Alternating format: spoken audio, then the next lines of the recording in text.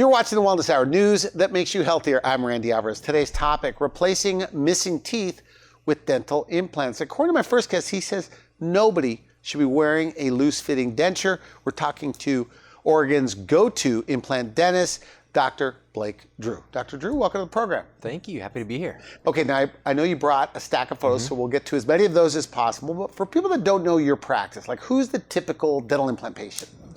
So we don't necessarily have a typical patient, but the two types of patients that come to see me for dental implants, you fall into one of two categories. The first are patients that have teeth and they're headed towards a denture, and they are in pain. They have bleeding gums, they have infected gums, they have bad breath, they're having trouble eating the foods they want to eat, they're embarrassed about their teeth. So that's the first type of patients who usually come to see me. They know where things are leading to, they know they're heading towards a denture, and they're coming to me to see what are my options, what can I do to not be heading towards this future of a denture. So those patients, if we've determined that their teeth are not savable, that they're not teeth we're going to be able to work with, those patients, we're able to give them a whole new upper and lower set of teeth on dental implants. That don't come out? Don't come out. Okay. They're fixed. What's the second group?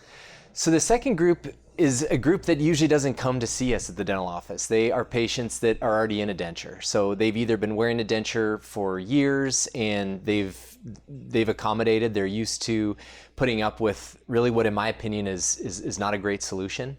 And they're usually patients that have gone through a lot of headaches to get to the point where they're at with having a denture, and they're just not interested in going back to see the dentist. So we don't see them. Do you still hear that, by the way? Like, no offense, doctor, but I don't like the dentist? Oh, absolutely. These are patients too, Randy, that they've gone through, they've run a labyrinth with the dentist.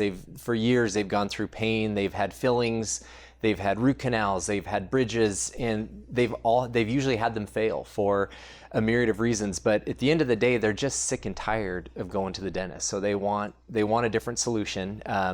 And with those patients, we're able to give them an upper and lower set of teeth that don't come out. Okay, so tell me if this is true. I mean, on the day of the procedure, a denture wearer could literally walk in with no upper and lower teeth and walk out that same day with upper and lower teeth that don't come out that you printed in the other room.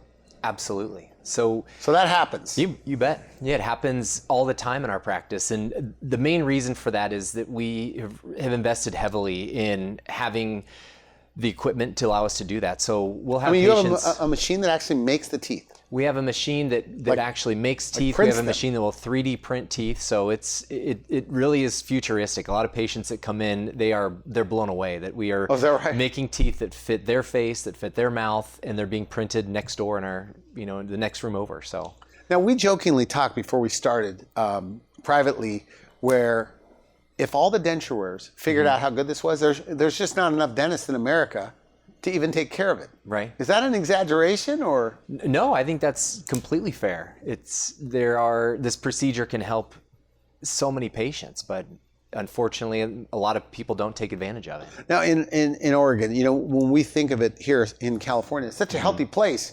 Are there really a lot of denture wearers or people headed to dentures? Absolutely. And there's a lot of people. Yeah, I mean, statistically, Randy, there are tens of millions of patients in the United States that have an upper or lower denture, and also tens of millions of patients that are missing more than 9 teeth. So there is absolutely a population out there, but again, there's a number of reasons that patients don't want to come in and even know what their options are, unfortunately. So why is it? I mean, if it's so good to get new teeth now, tooth replacement with dental implants, why aren't they all doing it? Like, what's your take? You've already mentioned that a lot of these people don't go to the dentist anymore. Maybe they're fear of the dentist. What are other reasons? Some of the other big reasons. One is fear of pain. Patients are really worried this is going to hurt. It does seem painful. They're numbed up. Is the best part about it. So patients are not feeling this because of the anesthetic or the numbing that we're giving. But on top of that, we can offer a lot of other options to make it that much easier. So we can do oral sedation. We offer IV sedation for patients that basically allows them to essentially take a nap, sleep through the procedure. And the best part with sedation is that patients don't remember what they went through. They come Is away that with right? very little memory of the procedure at all, and very little pain. So there are a lot of things we can do to overcome. So they that just word get a of pain. ride home after the procedure. They get a ride home, they'll get a ride to the procedure, they'll get a ride home afterwards. And most patients that we see with this procedure, they're on over-the-counter Tylenol, Advil. So they're not on heavy pain medications after the procedure. So back to your original question, another reason patients don't want to go through this procedure is they think they're too old. So How old can you be, like at the upper range? There is no upper range. We have patients in their 80s, their 90s that have gone through this procedure, and it's been wonderful for them. So What's your oldest patient? 83 years old. 83. Why would an 83-year-old want to do this? They want to do it because they want to eat. They want to chew the foods that they enjoy. They want to be able to smile. They still want to enjoy life. So that's really, especially as patients in that age demographic, we found that food is really a big part of their life. They're going out with friends. That's a big social component for them is eating, and getting a new set of teeth on implants that they can feel comfortable eating those foods is exactly what they want. They want at this point. Is this one of those things that when it's all done, they go, I should have done this a long time ago? Absolutely. I mean, and that's a hard part. I have done this for patients. We've done this procedure for patients that are in their 70s and 80s. And if we'd had a chance to meet them 15, 20 years ago, they'd have had this that much earlier. And the technology has absolutely come a long ways, but yeah, I wish we could have done this for these patients years ago. I guess there's two types of dental implant programs for people that have to have all their teeth removed or they're wearing a denture, is snap in, snap out teeth. And then there's the full arch of teeth that don't come out. Sounds like everybody wants that, but I guess it's a little more expensive. It is. It is a little bit more expensive, and it can be, but we see both types of patients. And I have for years now treated patients with a snap in, snap out type of denture because years ago it was more commonplace. We didn't have the technology, and we didn't have the ability in these streamlined digital procedures to do this. So it's been rewarding to have those patients that started with the snap in, snap out denture be able to convert to doing a new set of teeth that are completely on implants that don't come in or out. And so you've done a lot of these snap ins. What if one of the patients is watching this? Yeah. So they can be converted over to upper and lower teeth that don't come out. Yep, absolutely. And it's a relatively easy conversion. We know that implants are going to be successful in these patients. They've worked to help stabilize the denture. So just simply adding, in some cases, just a couple more implants or a few more implants, we're able to give them teeth that don't come out. They're completely stable, and they're essentially their new set of teeth. Now we have to mention, I guess, even the best dental insurance doesn't cover this procedure, only a small portion. Medicare, Medicaid doesn't really cover this. Yeah, but Randy, we have patients every day that we're utilizing financing. So in our practice, I'd say roughly 50-60% of our patients finance all or some portion of this treatment. And when I talk to my colleagues around the country, it's the same thing. A large majority, some areas, 70% of the patients are financing this treatment because there are the options out there. There are lenders that specifically focus on lending for this type of procedure. You have to have okay credit a little bit. You have to have okay credit, and we have, fortunately in our practice, we have front office team does this day in, day out. They have these discussions with patients to figure out what type of lending, what type of financing is going to work best for them. But what if you have bad gums, like gum disease, periodontal disease? Can you still do this? Are the gums good enough to hold an implant? Absolutely. So once we clean those, those are gum infections, and we can treat those. We can literally cure those infections. And once we are able to get rid of the teeth and the infection in the tissue that's causing those issues, patients are great candidates. We get that bone healthy, the tissue's healthy and pink, and we're absolutely able to still offer those patients new sets of new teeth on implants. Now, 70+ crowd, a lot of 50+, 40+, but for the 70-year-old, statistically on 4 medications, can you work with people on things like type 2 diabetes medications or even blood thinners?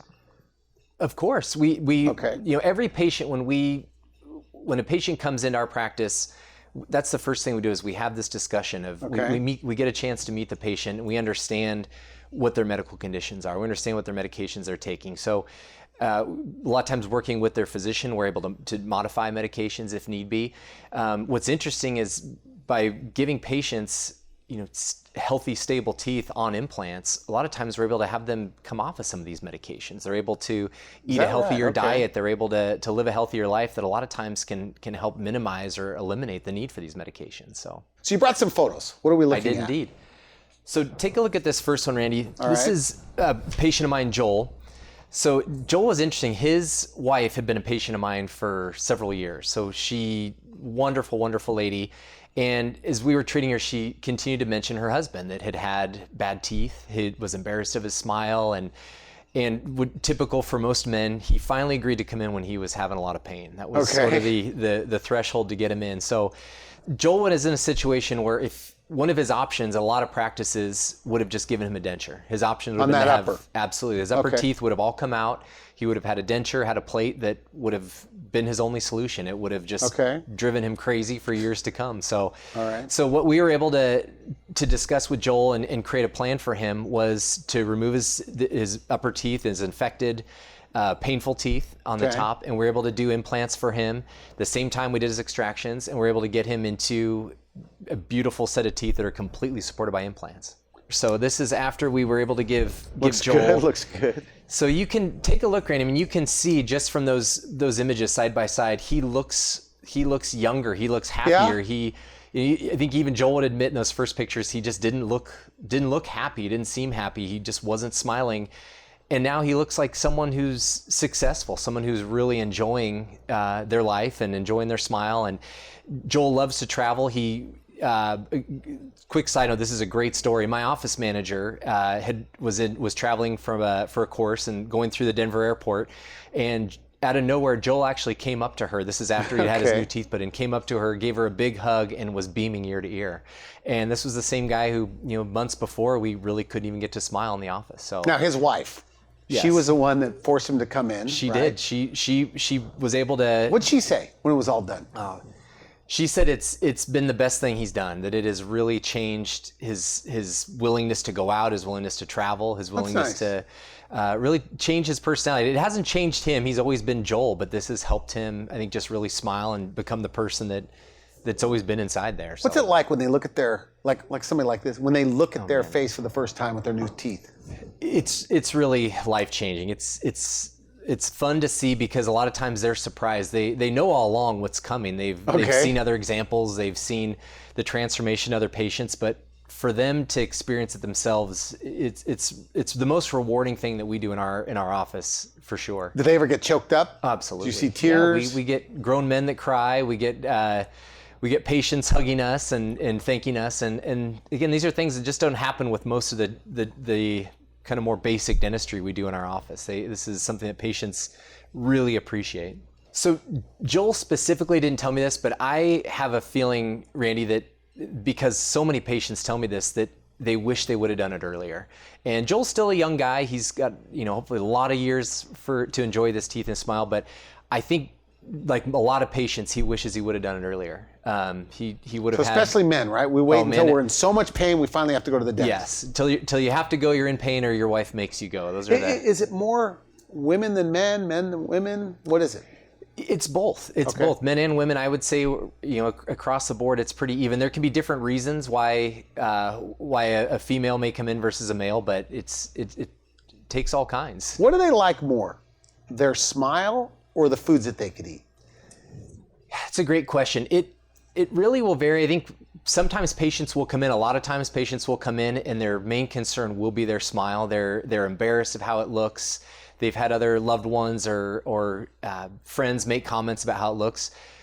But to a person, it's funny, after they have their new teeth and they've been able to enjoy them and get used to them, a lot of times they'll point out that their favorite thing is the foods they're able to eat now, the confidence they have. They're able to truly enjoy food that they didn't even think about because their main goal was just to look better, to have better looking teeth. And the opposite is true too. We'll have patients that will come in, and usually it is the men that come in and they claim they don't care about the looks. They're not concerned with the end result as far as appearance. They just want to be able to eat. They just want to be able to enjoy specific foods. They want to eat steaks. They want to bite into chewy bread or pastas, and that's their focus when they come in. But after they've had a chance to really enjoy their smile and see the changes, sometimes they'll come in and ask, can we get them a little bit whiter? Is that Can we right? get them a little bit bigger? They'll really hone in on the aesthetics because it's something they enjoy. It's opened up a new, a new aspect to their life. With if they're single, they may be starting to date now. They're getting comments about their teeth and their smile. So they it get works both compliments. ways. Oh, absolutely. Yeah, absolutely. We have patients that. I think we'll create Instagram and Facebook monsters. We get patients that are we can't Like keep them selfies. from posting selfies. Absolutely. Then they get So- defriended because too many selfies. right. That's They're- possible. they're So you have eating up more content. photos. Yes. Well, let me show you another one. This is Karen. All right. So Karen had come to see me. She was extremely concerned with her front teeth, with the visual of her teeth. They were loose. She had bleeding gums. She had pain. She was at a point, Randy, where she was nervous about me even doing an exam, even looking at her teeth because they were so loose. And I was concerned. I think a lot of offices, if Karen would have gone to see them, they would have taken out all of her teeth. They would have given her an upper and a lower denture and sent her on her way. But we were able to really listen to Karen and hear what her concerns were. A side note, Karen had spent a lifetime in front of a camera. She was an actress and still is very involved, teaches acting classes. So her appearance is very important to her. So when she and I started to discuss her options, we realized that she had a lot of teeth that did have infection, that had infection in her gums, but we could save a lot of her teeth. And that was important to her, to not have to just take all of her teeth out. We did on the top come to an agreement that to really give her a stable and beautiful smile, that she needed new teeth, a new set of teeth on implants for the top. So, but we were able to get a fantastic result. And if you look and see, Randy, you can just tell the difference between her before and after. She's still learning to smile a little bit. It's not as broad. It's like a forced smile in the after. Exactly. Yep. And that softens over time? It softens over time. It softens with confidence and experience and patients getting used to that this is their new smile. It takes some time to get used to it. So, but another concern when Karen had come to me was her health. She was starting to have some health concerns. There were some things that she wanted to change. And you can see, I think the first thing that I noticed when I look at her before and afters is she's lost weight. She has been able to really eat the foods that she wanted to eat, foods that are healthier for her, that are not as rich in calories that are unnecessary. So she's really been able to change her diet and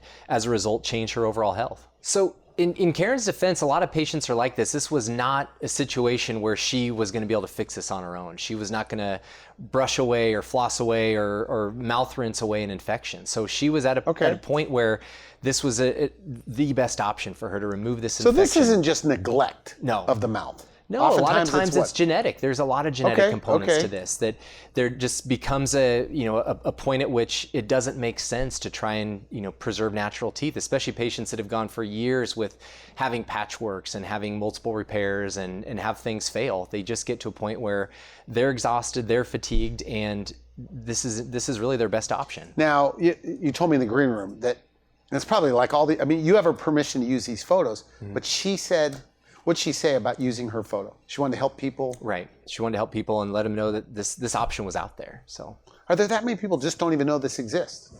Is that right or no? I think so. I think that is a big issue.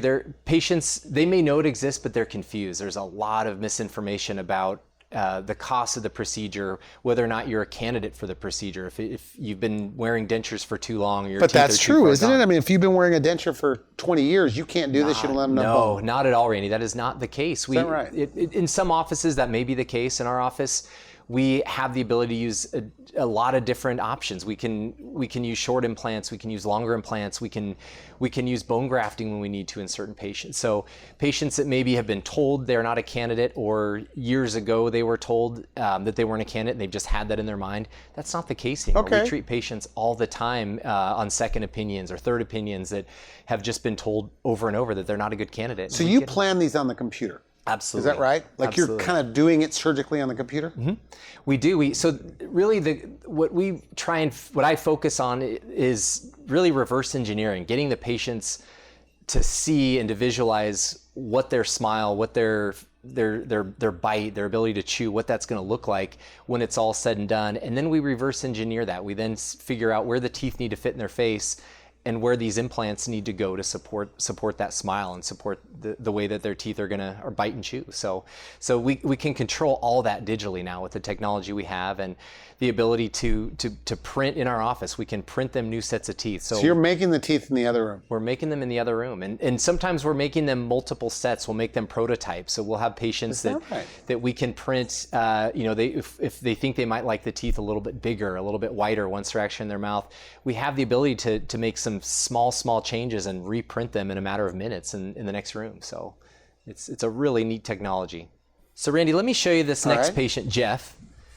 So Jeff had been in an upper denture for years, and same situation where he was just basically satisfied that that's how things were going to be until his denture started breaking, and he did some home repairs on it. He was he was using super glue to keep it together.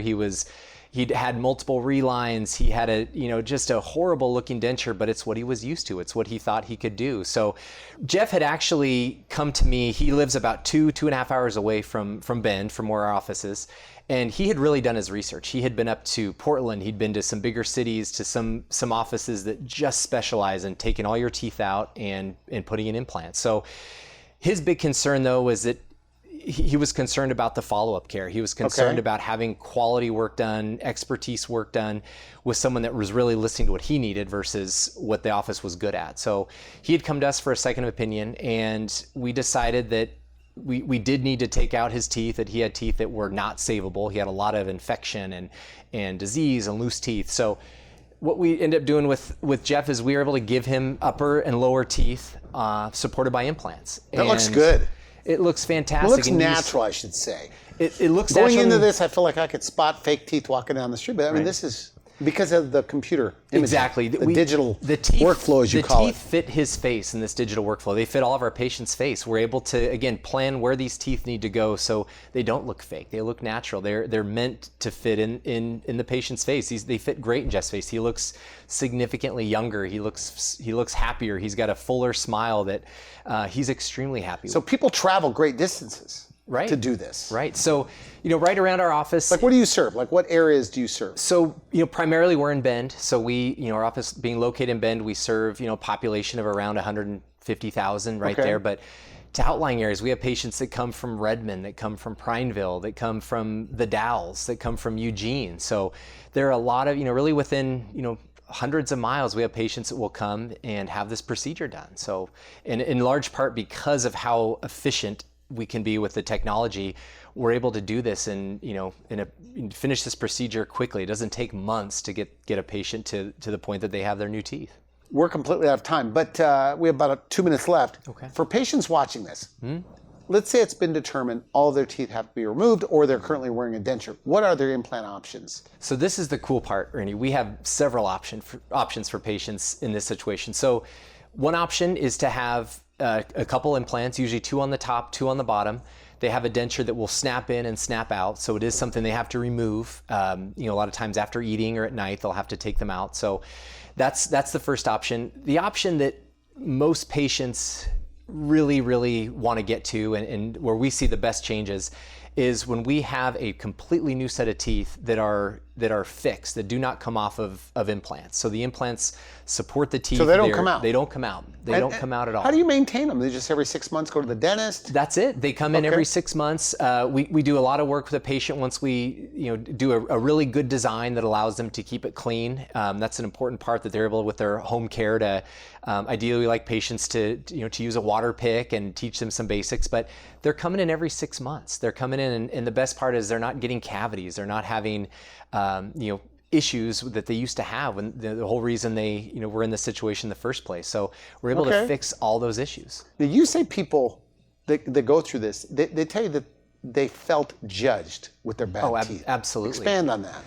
So these patients are reporting what we know to be true in studies, is that these patients your smile has a lot to do with how you are judged by others. So Okay. Think of the movies, for example, Randy. If you have someone in a movie, a villain, someone that's poor, the director gives them crummy teeth. They've got ugly black teeth. They're missing teeth. It's a good point. Good.